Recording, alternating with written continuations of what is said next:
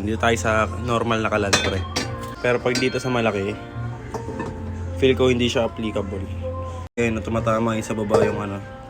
So syempre bago natin simulan, lilinisan muna natin. Apoyan nyo muna, tapos lagyan natin water.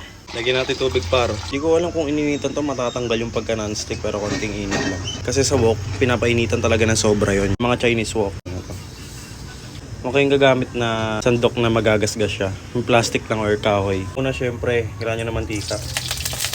Ako TikTok pag ito talaga dumikit tong itlog na to. Huwag mo ipahiya dito sa mga viewers ko ha. Uy, sumama ko.